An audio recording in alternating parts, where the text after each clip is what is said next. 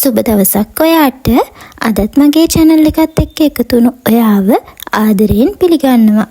අද මම හදන්නේ උයන්න කම්මැලි වෙලාවට ඉක්මනින් හදාගන්න පුළුවන් සෑන්ඩ්විච් එකක්. ඔයාට මේක උදේ කෑමට රෑ කෑමට වුණත් ඉක්මනින්ම හදාගන්න පුළුවන්. අපිට මේ සෑන්ඩ්විච් එක හදාගන්න ඕන කරන්නේ බොහොම පොඩි අමුද්‍රව්‍ය ටිකක්. එහෙනම් බලමු කොහොමද මේක හදාගන්නේ කියලා. මුලින්ම අපිට ඕන වෙනවා බිත්තර දෙකක්.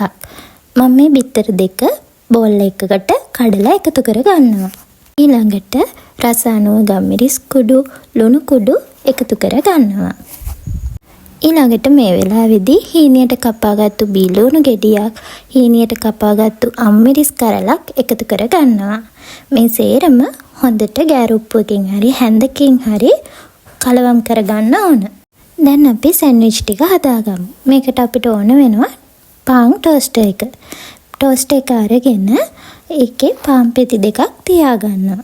ඊළඟට තක්කාලි සෝස් ටිකක් පාන් පෙති වල තවර ගන්නවා. මේ විදිහට තක්කාලි සෝස් ටිකක් හොඳට පාන් පෙති වල තවර ගන්න ඕන. ඕගොල්ලන්ට මේ වෙලාවේ මයොනීස් තියනවා නම් ඒවා වුණත් තවර ගන්න පුළුවන්.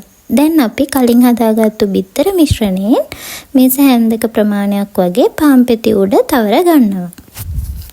මම මේ වීඩියෝ එකේ පෙන්නන විදිහට ඕගොල්ලොන්ට කරගන්න පුළුවන්. ඊළඟට මේ විදිහට තවත් පාන් පෙති දෙකක් අරගෙන උඩින් තියලා ටෝස්ටර් එක වහලා විනාඩි 3ක් 4ක් වගේ ටෝස්ටර් එකේ පාන් එක ටෝස්ට් කරගන්නවා.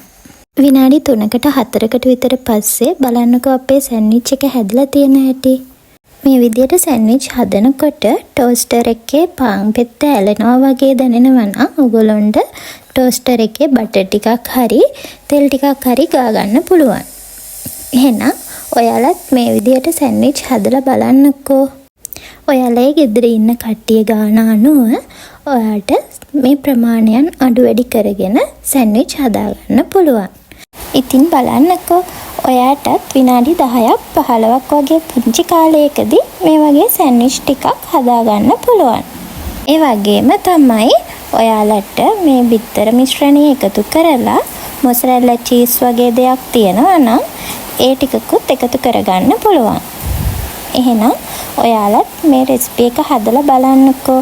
අදත් මගේ වීඩියෝ එකත් එක්ක එකතු වෙලා හිටපු ඔයාට ගොඩාක් ස්තුතියි. ඉතින් අදත් මගේ වීඩියෝ එක හොඳයි නම් වීඩියෝ එකට ලයික් එකක් දාලා යාළුවන්ටත් බලන්න ෂෙයා කරන්න. ඒ වගේම ඔයාගේ අදහස් කමෙන්ට් කරන්න අමතක කරන්න එපා. ඔයා මගේ channel එකට අලුත් යාළුවෙක් නම් මගේ channel එක subscribe කරලා මාත් එක්ක එකතු වෙන්න කියලා ආදරයෙන් ආරාධනා කරනවා. එහෙනම් තවත් මේ වගේ රසවත් වීඩියෝ එකකින් ඔයාව හම්බ වෙන්න එනකම් ඔයාට සුබ දවසක්.